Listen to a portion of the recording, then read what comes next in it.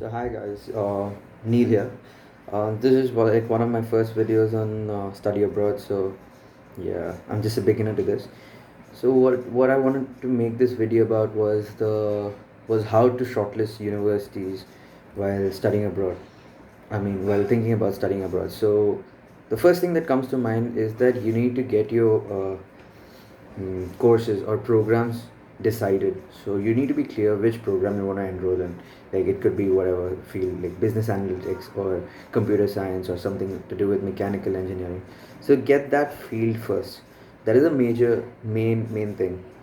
And secondly, I would suggest that you take out the map of USA, the political map, so that you can see all the states in it, and then according to each state, check for every state, all the top five universities or top three universities, and go through their websites and just check if they have the program of your choice being offered.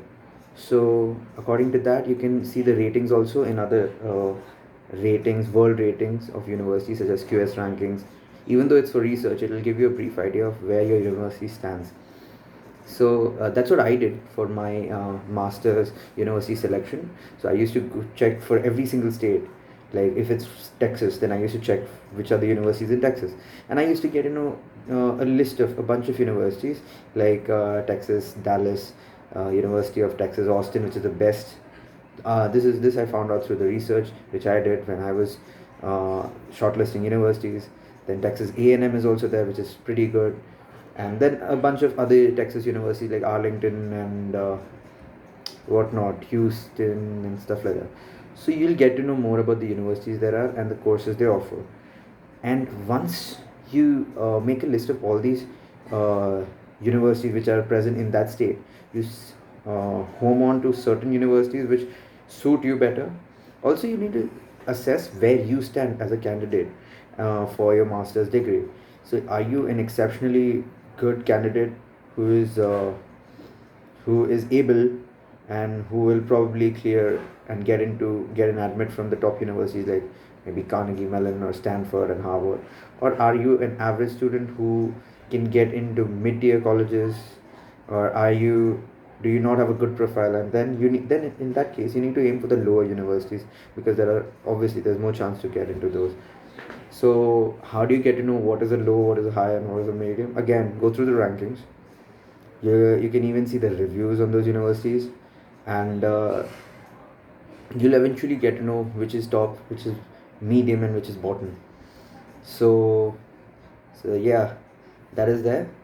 And after you make a list of your top, medium, and bottom, so if you're an average student, I would aim mostly for the medium universities, and I did that in my when I was applying. So I applied to a lot of universities like University of Illinois Chicago, not UIUC, UIC, University of Florida, the main one in Gainesville, University of Minnesota Twin Cities. Although it's a good university, I did aim for that, and I got 2 out of 3 of these. So that is UIC and UF. So according to your profile, you need to manage and shortlist.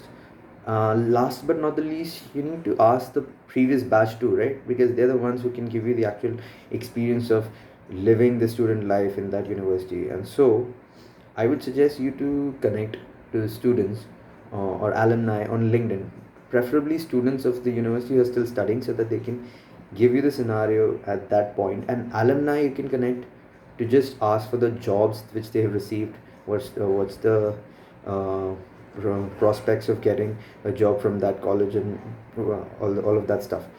So that is what I did in my shortlisting procedure, and I would suggest the same to you guys.